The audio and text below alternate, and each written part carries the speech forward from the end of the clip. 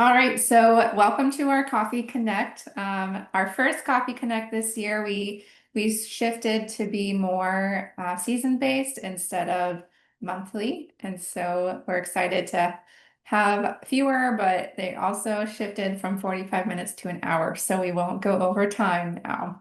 Today, we're going to talk about how restorative practices align within our MTSS systems and just a little bit more information about that. Throughout the year, we're going to have 3 more Coffee Connects, and we're all linking like different parts of restorative practices into other things. So it's kind of our underlying theme this year. And we'll have varying hosts. So today you get me, Mackenzie Rydell. So I'm an integrated support specialist, and I serve Region 1, which is that southwestern part of the state. And I'll let our other gals introduce themselves. Perfect. Thanks, Oh, Mackenzie. Oh, sorry, Sarah. I'm Jill Gunther, Regional Support Lead for Region 2. So I serve ESUs 2, 3, and then Omaha Public Schools. And then I'll let Sarah introduce herself. thanks, Jill. You can tell this is the first one this season. We're talking over each other. Sorry, guys. I'm Sarah Gentry. I'm the Region 5 Integrated Support Specialist, so I cover ESUs 13, 15, and 16.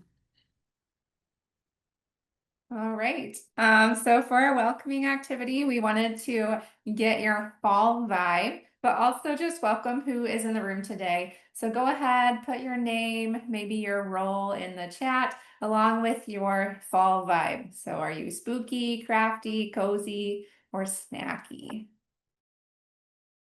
Got some cozy. Ooh, all cozy so far. We have a lot of cozy people. I'm cozy also, and I just put my Christmas decorations up to my husband's dislike, but my kids asked, so you couldn't tell them no. All righty. Well, welcome everyone. We're excited you're here. Feel free, you can put any questions you have in the chat as we go today, and we will try to answer those. Like we have in the past, we do have a Padlet that has resources for you. We added a QR code if you want to scan, but the link is also in the slides, which we will drop in the chat. The password is capital MTSS, so you do need that to get in, but the resources will be there for as long as Padlet is around. And we also have our previous Coffee Connects on there. So each Coffee Connect has its own Padlet within this master. And we upload the recording there as well. So kind of your one-stop shop for all things Coffee Connect. All right, restorative practices. So the goal of restorative practices is collective healing through connection. We really liked this quote just to get us started today to remind us that at the basis of restorative practice is really getting a connection built. Kind of, I read an article the other day and it called it like a restorative ecosystem. So how are we building connections across the board to have that strong collective ownership of your community and moving together as a community. Here is the definition that we have created for restorative practices. So it is a comprehensive approach that really supports that connection in community building in schools to establish structures to repair harm. And we want to implement restorative practices systematically. And this approach, when done well, reduces violence and unwanted behaviors and bullying, and it increases restoration of relationships. So filling up those relationships, those connections, those community belongingness in your community, and then we're seeing less behavior, less negative behaviors in our school setting. And when implemented within a structure, a multi-tiered structure like MTSS, we see significant improvements in our school culture and decrease of our exclusionary discipline practices. So it is kind of an emerging social science. It's been around. We'll talk a little bit later. It's been around for a while in certain ways, and it really is shifting to become something that a lot of districts are interested in and are implementing or starting to implement. All right, so we define restorative practices. Nebraska NeMTSS, we always like to talk about our multi-tiered system of support. Oftentimes when people think of NeMTSS, they think of our lovely triangle, and that is that layered continuum of support. So how are we offering support to students across varying levels of intensity? When students need more support, we give them more, and we're always going to have a few students that need more intensive individualized support. But beyond that layered continuum, we have our other essential elements.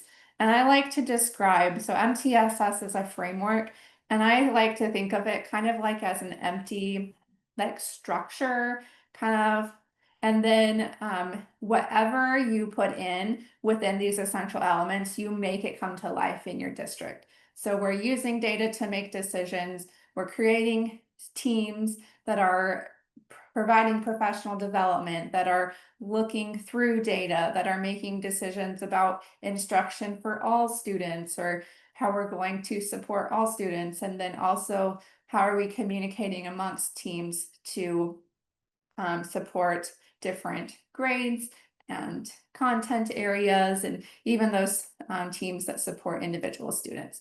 And that goes along with that communication and collaboration, having open, honest communication, not just to people, but back and forth, really communicating with people and having that back and forth. So I like to think of these elements. You have to have components of each one of these essential elements within your system, but you make it breathe, you make it come to life based off of what that looks like in your specific context. We have our skills star here. So thinking of social, emotional, behavioral skills, these are the skills that we all need as humans to function well individually and also with others. So thinking of our self-awareness, our self-management, how are we able to manage ourselves, know ourselves, and then how can we problem solve around issues, make decisions, set boundaries. Relationships are a huge part of our everyday, thinking of connection, communication, being able to solve conflicts together effectively, and that pro-social behavior. And all of these do really fit in with our restorative practices mindset, and we will tie into a little bit later. So the roots of the work, we're just going to dive into kind of a short overview of some restorative practices. And like I mentioned earlier, restorative practices really has been around for a long time, and components of it. So it really was rooted in Indigenous justice. So a lot of our communities, our Native communities, started or used these practices to have that community, to be living in harmony together. When you think of way back in the past, our communities were the people that were around us, and it wasn't easy to necessarily go and find a different community far, far away. And so they used these practices to keep their community strong, and so everyone was feeling a part of that community. And so it focused on healing and living in harmony and restoring relationships, making amends when things went wrong. And then we have our restorative justice system. So thinking a while ago, we had people in our United States, and we shifted to using our criminal justice system. So we have laws and rules, and when rules are broken, you are put into maybe like a prison or something. And as a rule is broken, people started realizing that we need to respond to that harm after the fact. So this is kind of the shift to restorative justice, when we realize that after a harm had been caused, we need to go back and restore those relationships that were harmed. So really focusing on that post-harm aspect of restorative practices, and now shifting into that restorative practices that we're wanting to implement in schools is really that full continuum of preventative practices all the way to responsive practices. So focusing on that community, that relationship building, and then having well-equipped relationships and structures so when something does happen, we're more able to effectively address that. Okay, so this is our continuum that we use for our training. And a shout out to Allie Hearn, Coaching and Consulting. She is the person that we have gone through our Train the Trainer with. And so, like I mentioned, with restorative practices, we're thinking that continuum of prevention all the way to responsive work. And these are those practices that we have within each one. We have affective statements and questions. So this is just how are we changing our language to bring some of that self-awareness and pro-social awareness, how our behavior impacts others. And then we're changing the way that we gather through our circles, creating community building. And then finally, in our right side of that responsive, we're changing how we're responding to harm. So that is really that restorative approach to coming back together and having conversations when harm is caused. And we want to do 80% of our work really should focus on that preventative, while 20% focuses on that more formal responsive process. But we aren't really able to effectively respond to big harms that have been caused if we don't come together and actually have conversations and trust and accountability in that preventative aspect. And we like to share how this really relates to our NeMTSS layered continuum, because all students are receiving that tier 1 core instruction, and all students should be part of that preventative relationship building, community belongingness parts of restorative practices. And then once we get up to those high level responding to harm incidents, we're thinking more of that tier 3, shouldn't be doing it as often, a lot less often, but more individual, more time intensive. Another way to look at it, so we really want to share the message that NeMTSS is that framework. We're putting things in to make it breathe and come to life. And restorative practices aren't like this thing on the side that we're doing. We're really integrating it and embedding it within our system. And what we're doing with our practices that are restorative in nature are embedded into what we're doing for all kids and some kids and a few kids. And it just becomes part of our system, and it's integrated within the other supports we're also providing for all students. And by putting it in the system that you have, you're setting yourself up better for sustainability. So research shows that if we're putting this in our system, it's more likely to stick around and be more sustainable. Okay, so we're going to lay out some theories behind restorative practices. So I think theory sounds a little bit nerdy and you might check out, but we really, I think, thinking of restorative practices, it really is a mindset shift of how we've been doing things versus how we could do things. And these theories are at the basis of this mindset shift. So we have the social discipline window, fair process, and affect and shame. Social discipline window is this pane. So it's one window, 4 boxes. And it just is thinking of, we want to have high expectations, high structure, high limit setting, boundaries, and also high levels of support, encouragement, care, and concern. And so we like to say we want to be in the with box, in that restorative box where we are holding high expectations of people, but we're also having that love, care, and concern. And when behaviors happen, we show that disapproval for the behavior but we also have that within respect and support. And so it's kind of that balance. And we know as human beings, we kind of fall into all four of these boxes.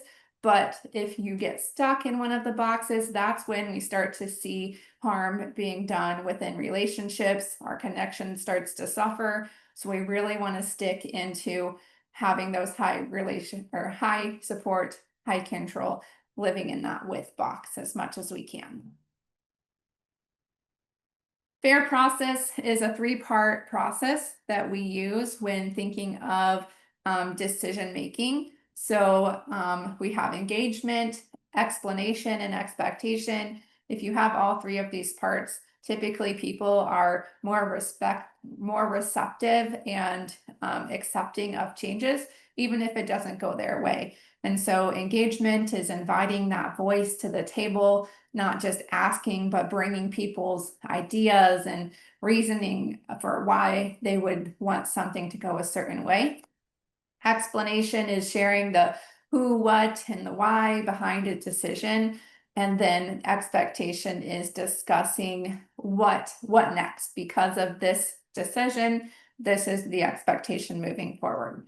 I usually use the example of curriculum adoption. And so if your district is thinking of adopting a new curriculum, you're wanting to engage the teachers, all the people who would be impacted with this new curriculum, and ask them, what are their thoughts? What do they want in a curriculum? What do they like in their current one? What could be better? All of those questions. And then coming together and making a decision. It doesn't necessarily mean we're taking people's decision-making power away. That's still in place. But then they're coming and saying, hey, this is what we decided. This is why we're going with this curriculum and that expectation. So now we're going to purchase this curriculum this time, and we're going to train this group of people, and we want you to start implementing right away. And then we're going to train this group. So really giving that expectation of what's required. And it, like I said, it just makes the process go a little better when we have all 3 parts. And even if it doesn't go your way, it's usually a more positive, more receptive change process. Then we'll talk a little bit about shame and guilt. And so we have shame, which is that experience of believing that you're flawed or unworthy of belonging or love. So thinking maybe you're a bad person, and then changing that thought into guilt. Guilt is adaptive, it's helpful, it's holding something that you've done up to your value of where you want or hope to be. And you're able to separate your behavior from your identity. So I'm a good person who made a bad choice. So sometimes we have practices in schools that make people feel shamed, but we really want to buffer up that relationship and that high expectation, and also identifying different values. And so when we're having hard conversations, we are able to hold that high expectation and that care and support, and the conversation sounds more like the behavior. We're talking about the behavior that's the problem, not the person that's a problem. So we like to say we're separating the deed from the doer. We talked a little bit about the compass of shame within restorative practices. So when we feel shame, we're often moving through one or more of these categories. And these are our common shame responses. So we have withdrawal, which is when you're kind of shutting down, you're not physically or mentally available. You have avoidance, which is when you're also shutting down, but you might stay and interact with people, have conversation, but you're really just kind of avoiding the issue. Attacking yourself. So thinking of like, oh, I should have done this. Why didn't I do that? This is my fault that this thing happened. And then attacking others, which attacking others is actually probably the most common shame response that we see.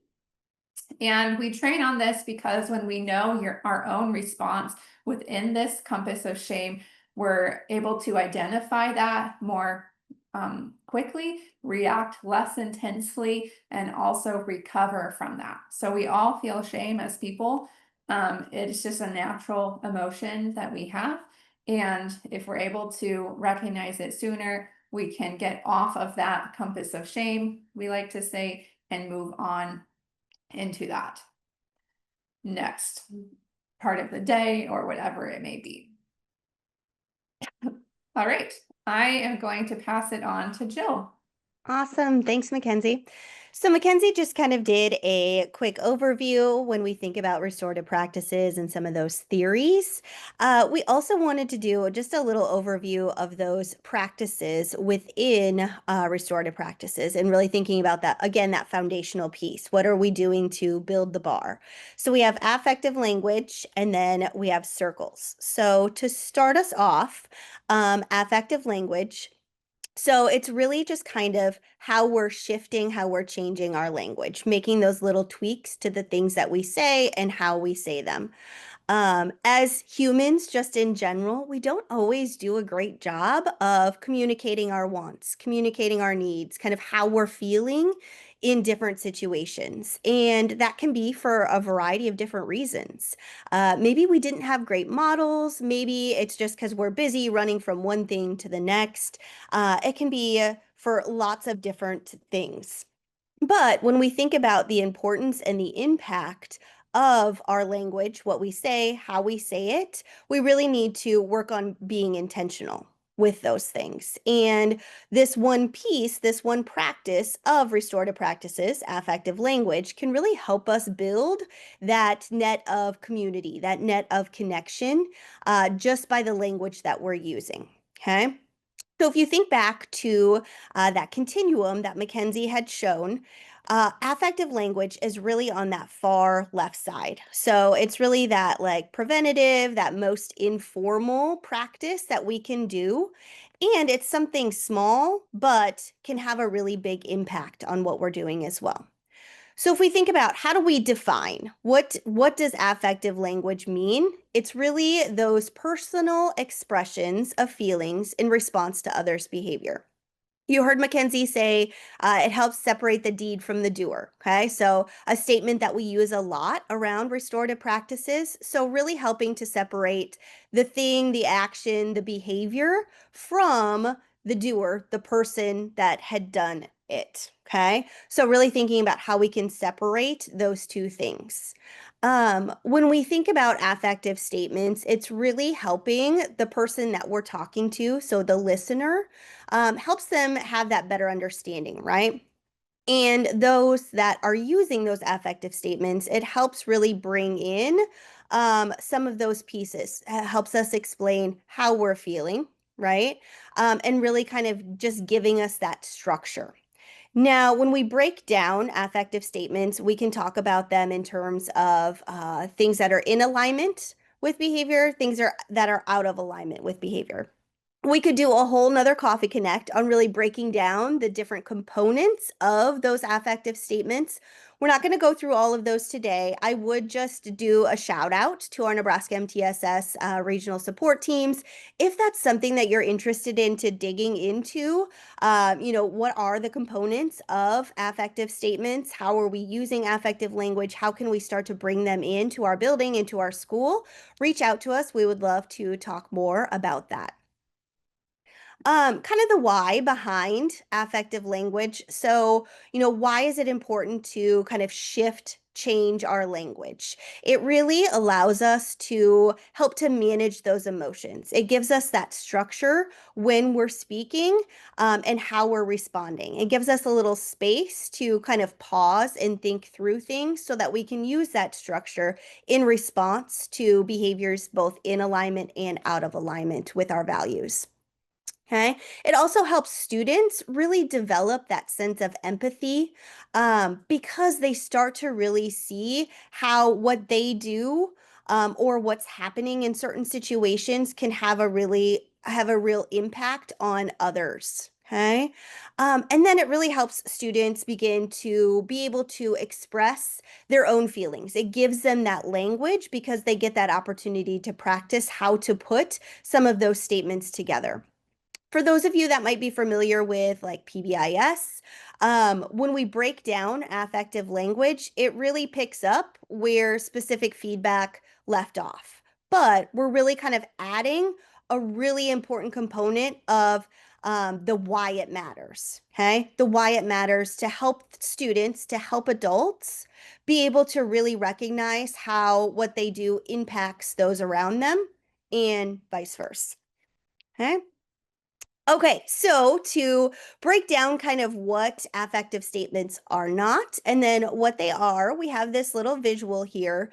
So affective statements are not just a statement, but they are a way to really help to build trust, build community, build that sense of belonging, and then really working on maintaining and restoring relationships as well.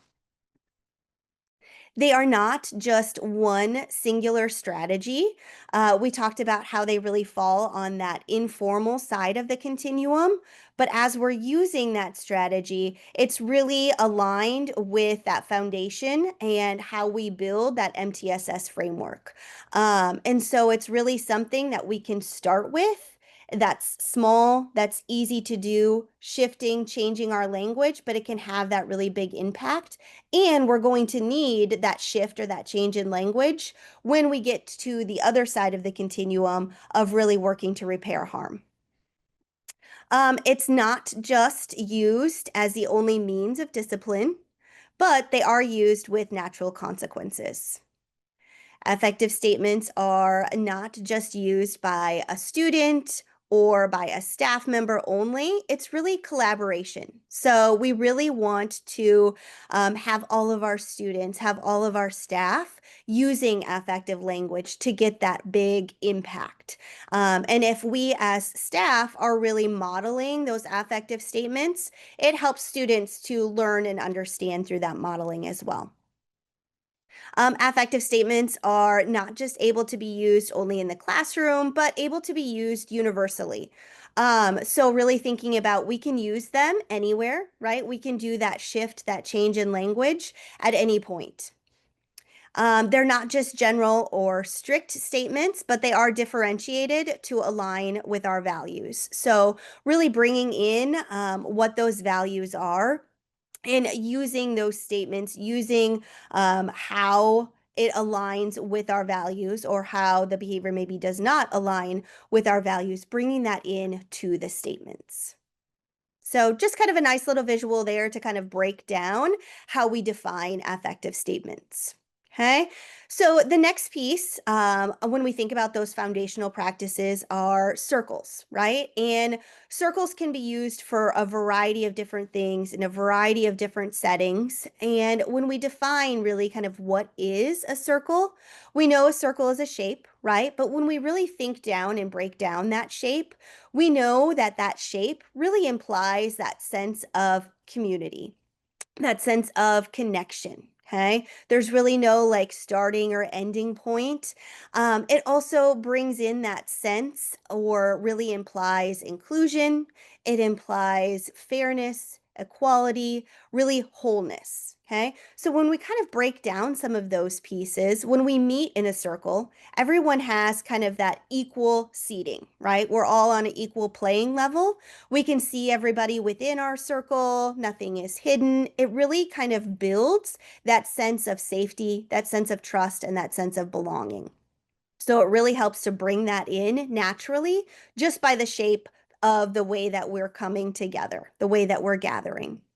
Helps to build or promote that sense of responsibility as well. So everyone has a chance to really have a role in the outcome of the circle. We want everybody's voices to be heard, everyone having that chance to share or reflect, or maybe something that somebody else says, it brings about something else for us. The facilitation piece, so really the circle helps to remind that the leader is facilitating the discussion rather than just lecturing, not just sharing information or lecturing content to those that are in the circle, but it's really just a facilitation of the conversation. That ownership, so it really brings in that collective ownership, that shared leadership, because all of the participants within the circle, they all get to participate. They all have that opportunity to participate within and really feel like it's theirs, right? And lastly, just thinking about the connections that are made. So it gives everybody that opportunity to have that listening ear, and see how others are responding. And so really thinking about that. We can use circles, like I said, in a variety of different ways. So it might be to bring people together to do a check-in. It might be to share some academic content, what we're already doing within the classroom. We might use circles with staff, so work-based as well. We can have small circles, we can have large circles, but really ultimately, when we come together in that structure, it's really just a way to feel connected. It should have opportunities to have fun and really thinking about how we can leverage coming together in that way. We can think about circles on a continuum of intensity. So if we think about this, so from the red side, so on the left side there, kind of the lower level, low intensity. So things like games, maybe some team building activities. And then as we go down that continuum, it increases a little bit in intensity. So more like community building things, okay? And we're moving up to that higher level, higher intensity, kind of a little bit maybe higher risk. Um, Opportunities where those within the circle may need to be a little bit more vulnerable. Okay.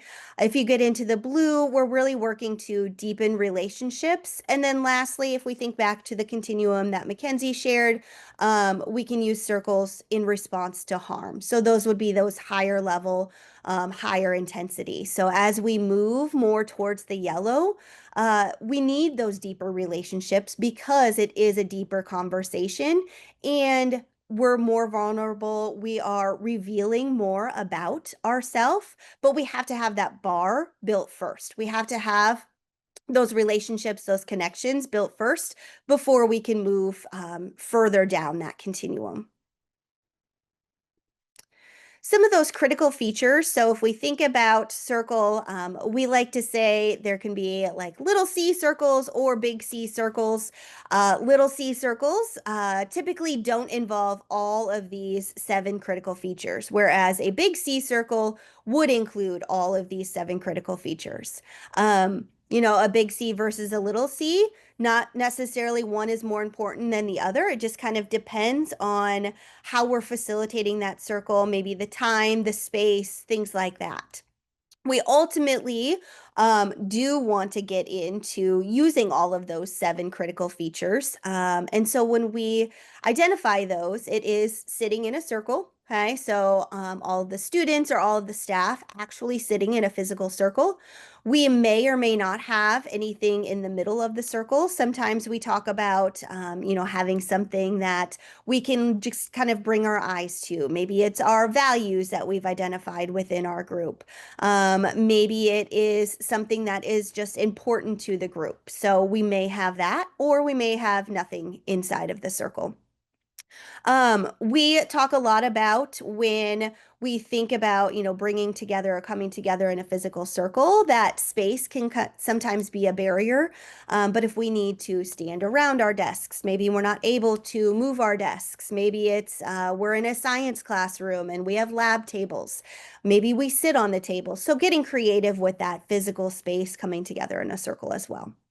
The second critical feature, so an intentional opening, so how we're starting off that circle, letting them know kind of the purpose of the circle, creating those agreements within the group, using a talking piece. So we may have a variety of different talking pieces that we use. We would encourage you, if you're using a talking piece, to have something that's important to that group that they identify together that can be passed from one person to the next. Having the opportunity for all those within the circle to speak, but then also having an option for passing if the person chooses to. Okay, so that's number 5 and number 6. And then number 7, having that intentional closing. So in some way we are closing up ending our circle. That can be something quick, like a, hey, let's put all of our hands in the circle, and say go team or go dragons or whatever your mascot might be. Maybe it's an exit ticket, maybe it's a one-word closing, getting creative with those, but in some way kind of closing up that circle. Typically goes in sequential order, and then we had mentioned the facilitator of the circle as well, so kind of that like circle keeper. With that, if you are familiar with PBIS, or perhaps you have heard us speak to kind of powerful practices and what those are, goes along nicely with restorative practices as well. So lots of alignment there when we think about how we break down those 6 powerful practices. And just like restorative practices, you can see relationships is really at the center. All of these things that we are doing as part of those powerful practices, we really need those relationships built first. Really, just like we say with restorative practices, we need to really build that bar first. So those 6 powerful practices there. So thinking about kind of how we can use circles to really engage in some of those 6 powerful practices can be beneficial. So kind of showing the alignment with powerful practices to restorative practices. So just to kind of go through a few of those, we might think about teaching and creating those expectations, what those values are, what our routines and our procedures are within Circle, okay? So how we can really use circles to be able to engage in those 6 powerful practices. So how can we teach about the routines, what's expected within our classroom, within that circle structure? How might we provide active supervision when sitting in the circle? So really thinking through what active supervision is. If we define that, that's kind of like that moving about the room. It helps to, obviously, all of those powerful practices helps to increase engagement and decrease behaviors. But how can we think about active supervision when we're sitting in a circle? If we go back to some of those pieces when we talked about like equality, right? We're sitting in a circle. We can see everybody within a circle. Nothing is hidden. It really goes along with that active supervision as well. Actively engaging students in their own learning in the circle. So we know when we are in a circle structure, again, since everybody gets the opportunity to have their voice heard, we are really working on that reflective listening, helps to increase that overall engagement. And since everybody has that opportunity to respond, we're really increasing OTRs as well. Providing feedback to each other on the learning environment, and then reinforcing classroom norms for appropriate behavior. So just a couple of those other pieces that we can really think about. How can we leverage circles to really utilize some of those powerful practices within the classroom and those tier 1 core level supports? Okay, so when we break down what does RP have to do with it, right? So really thinking about those powerful practices, how we can help to increase engagement, ultimately decrease behaviors, but also increasing that sense of community, that sense of belonging, which I'm sure you guys have probably in your buildings or in your districts talked a lot about absenteeism. I feel like it's a hot topic lately, something that lots of buildings, especially secondary, continue to struggle with. How can we, get our students to school? So really thinking about what are the connections to chronic absenteeism, and how can we leverage restorative practices to really help support absenteeism. We know that when we have built that positive school climate, when students are feeling more connected to each other, to staff members, that it helps to increase those attendance rates. Students are more motivated to attend when they feel like they're valued, when they have that sense of belonging. And so how can we really use some of those foundational practices to build that sense of belonging, to build those relationships so students want to come to school. They feel safe at school. They have those trusted adults. They have those trusted peers within the school setting.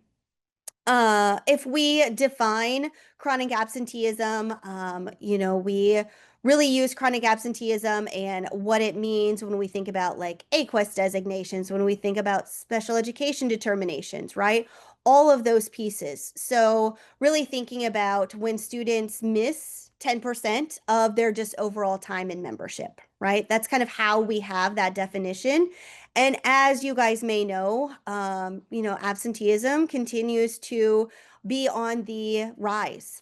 And especially so, absenteeism really disproportionately affects students of color, students with disabilities, our EL population, and economically disadvantaged students as well. So, really, kind of why we're bringing in um, us thinking about chronic absenteeism, what it means, and how we can use restorative practices to really help to support this as well.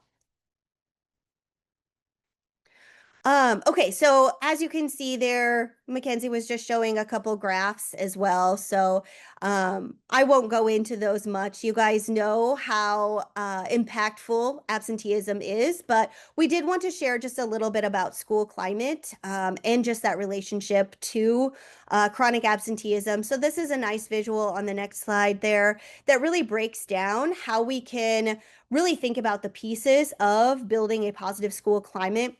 So engagement fits in there, safety fits in there, and then obviously the physical environment as well. And when we have a more positive, connected school climate, it helps lead to those higher attendance rates. Students, as you guys know, are more motivated to attend when they really feel that they're valued within the school setting. So how can we build those relationships? How can we increase that overall engagement, those opportunities to respond within the classroom so that there is more of that school participation? How can we get them connected with outside activities or different things that may be sponsored within our school?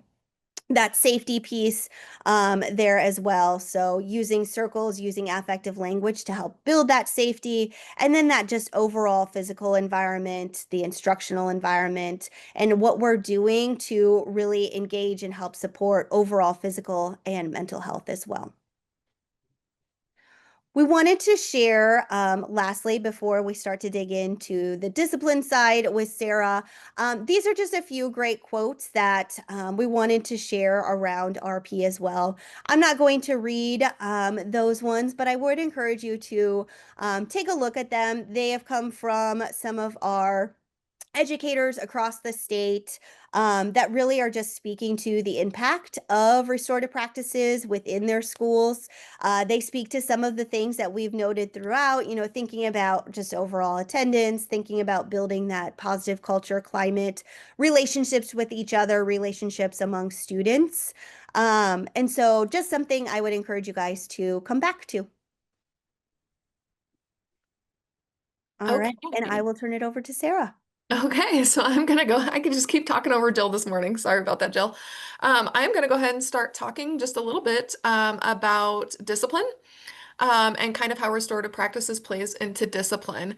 So we're going to start by just taking this little journey. We found this visual and felt like it was such a good example, I guess, of how things can look for one student depending on the way the school system is set up. So this little visual kind of takes us through the journey of Carlos. So on both sides, Carlos kind of has his behaviors the same, right? So down in the middle, it talks about Carlos comes to school. He must be having a rough morning or something because he arrives late to his first period class, and then he has an altercation a little bit later on with another student. But when you look at the left, on the left-hand side, and you think about that zero tolerance system. So Carlos arrived to school. We have no idea what's going on with Carlos this morning, but he's kind of having maybe a little bit of a rough day. And he walks in, and the first thing he sees is a metal detector, and the police are kind of searching students. Now, sometimes this is like a necessity in school districts. It's not necessarily something that's super widespread throughout our state, but this is something that's a reality in some communities. So he's greeted by this metal detector. He experiences the police search. all of those same things happen. So he's late for class, he has that altercation. And at the end of the day for Carlos in that zero tolerance education system, he ends up held in a detention facility all afternoon. He misses out on all of his school day. He has an arrest, and now he's looking at more time out of the classroom facing suspension. So it's kind of what the trajectory was for him, just having that rotten day walking into school in that zero tolerance education system. But when you go over to the right-hand side and you're looking at that restorative practices based system, so Carlos behaves the same in both scenario. Carlos doesn't change, but the system is designed differently. So rather than being greeted by a police officer or a school resource officer or whatever the case may be in metal detectors, there's actually teachers and administrators greeting him at the door. And I know that a lot of schools have started doing this, especially since COVID, when we were having to do that. A lot of schools saw the impact on just actually having a moment with kids when they were walking in and how that kind of helped them foster positive relationships and maybe turn the kids' trajectory around right at the door as they're walking in with a positive greeting. So in this restorative practices school, he's greeted at the door. He still shows up late for class, but instead of being shamed or blamed or approached by his teacher, he's talked to off to the side. So it's not a big public display of we're gonna address this. And they lean into the school counselor for some support, right? Um, then he's still maybe not doing so great, so he still has this altercation, something happens in the cafeteria.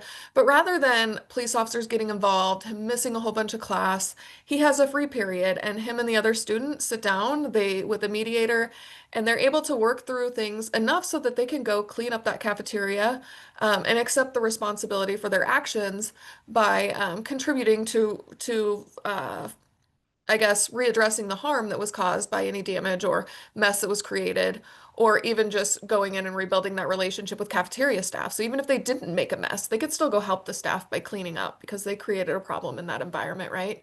So they kind of resolve that, and then they continue working with their counselors and they resolve the conflicts with their families involved in that restorative practices side. So in that setting, we look at that same student that had those same problems, and just thinking about that, we were just talking about absenteeism. And those data points, but just thinking about the time out of classroom that happened with Carlos in that retributive side of the story as opposed to that restorative side of the story. And it really didn't take any more money. And that's what I really love about RP is we're not talking about major financial investments. We're just talking kind of about like my colleagues were talking about, we're talking about changing the language and maybe changing the way we gather and resolve conflict or build relationships. So it's not any massive lift, it's just kind of a mindset culture shift. So on the next slide, we're just going to talk, just kind of pay a little bit of nod to some of those data pieces and some of those things that kind of just validate that we know traditional discipline isn't working in our schools. We know that when we're taking victims out of the equation and we're not addressing harm with the person who was harmed, that's not true accountability for what's happening, right? And so our students aren't really bought into not behaving the same way, or even our adults not behaving the same way because they're kicked out of the community. Maybe that's a reinforcer for them that they're looking for, but that disproportionality kind of starts to happen. So thinking about those out of school suspensions, we see those rates. Particularly in our state, we're seeing those rates higher for our students with disabilities. So we want to kind of really think about those traditional discipline methods, looking at the data, we know they're not working. So this is just something to kind of combat that culture that's not working out so well for us. Then our next slide, we're just going to show just a quick snippet of this video. It's a testimonial from a teacher in Oakland Unified who's been using restorative practices with her students. So I'm just going to let the video speak for itself.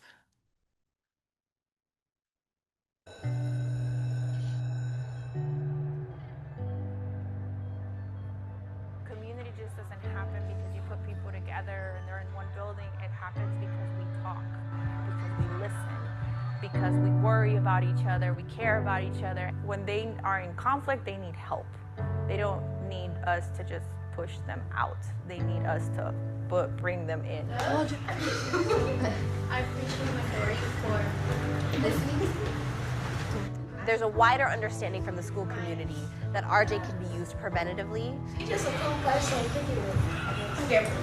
He has a good personality and a very bright sense of humor.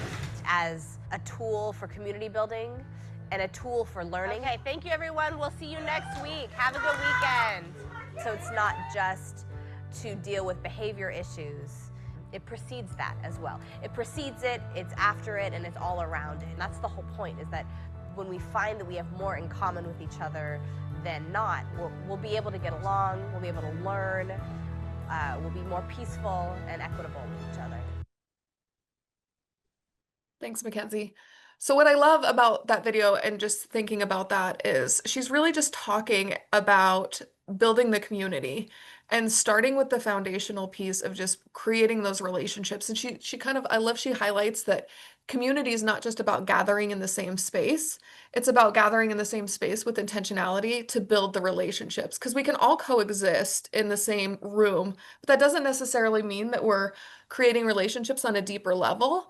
And so that's really what we gain when we bring our students together with intentionality and focus on building those relationships. So kind of like going back to those powerful practices, we know all of those things are things that we can utilize to create a foundation with relationships that's going to prevent those behaviors that were not in alignment with the values or our behavioral expectations that we've set up for PBIS. So kind of tying those things together, we're thinking about restructuring our systems to support that. So it's not anything really new or anything adding on, but really building that foundational level. So when you go through the trainings right now that Nebraska MTSS is offering, it's really that foundational piece. We're talking about tier 1, we're talking about preventing those behaviors.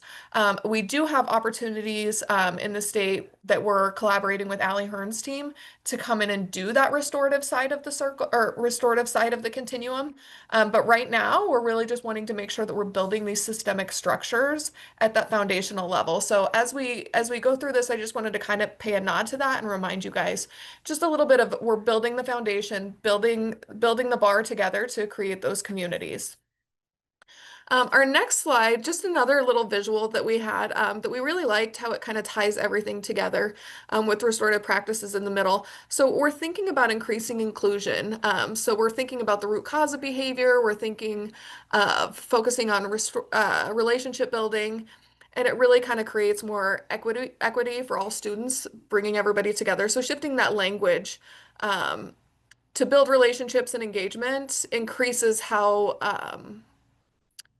ability to support those absenteeism efforts and those discipline efforts that we have. So just kind of ties everything together in a nice little flower visual.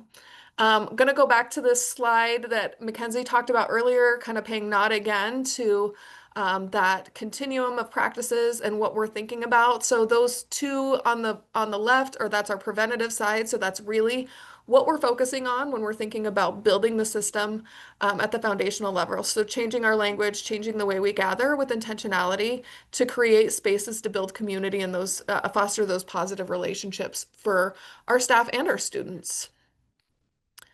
And then we wanted to make sure that we recognize that restorative practices isn't just something for elementary, or isn't just something that we're going to utilize for our secondary students.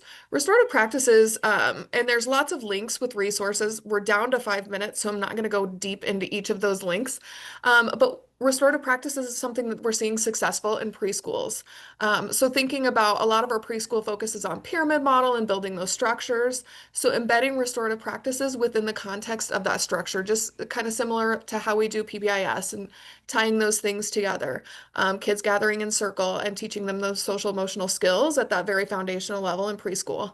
High schools, same thing, lots of success. That last link in there, that redesigning high schools, is really talking about, the original structure of schools and how it's kind of evolved and changed, and how restorative practices is kind of playing a part in how we're redesigning our high schools to foster those relationships and increase collaboration.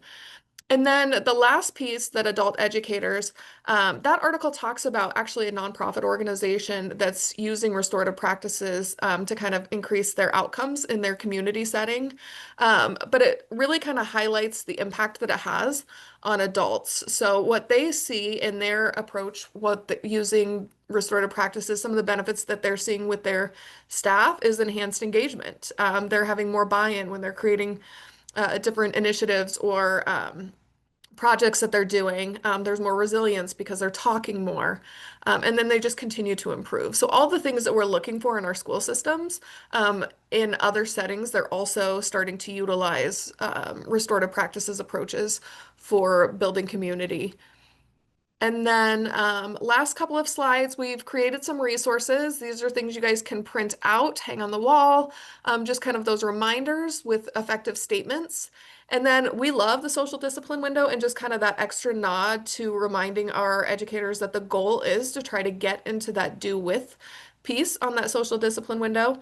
And just kind of a visual reminder, if you guys are interested, they are free download. You can just click on the links in the PDF of the slides and print those out or share them, whatever you need to do.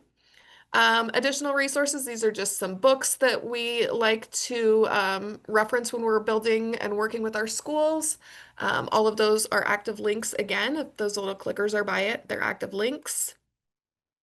Again, our Coffee Connects this year are seasonal. So our next Coffee Connect will be on February 18th, and we are going to tie in literacy skills and how to use academic circles to kind of foster and enhance those outcomes for literacy.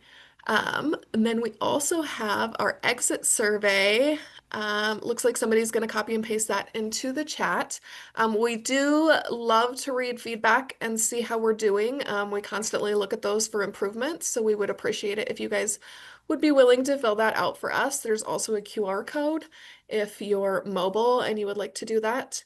And then last couple of slides, just a reminder on save the date, kind of on the rest of the Coffee Connects. I talked about February 18th, our literacy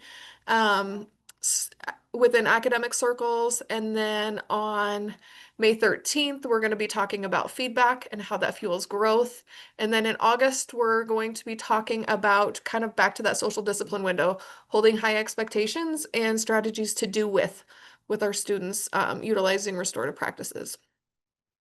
And then we have our fall training events. That's an active link for a flyer too. If you registered for this, you guys have registered for all of these events, but we have some of those foundational pieces that you can go in and attend those webinars. Heather Robbins helps us host those.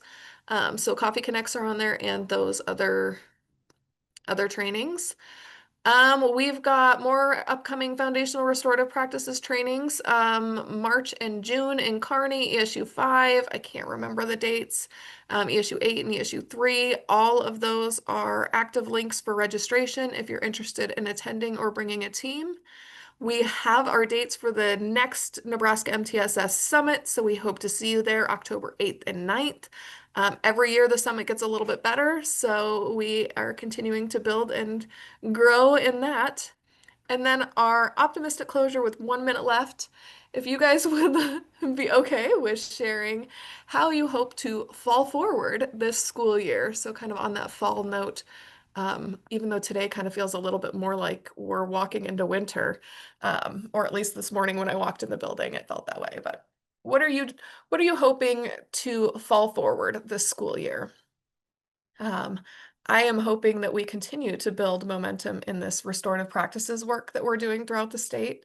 I know I and my teammates are all very passionate about getting this work into schools. So if you guys are willing to share, we would love to hear from you.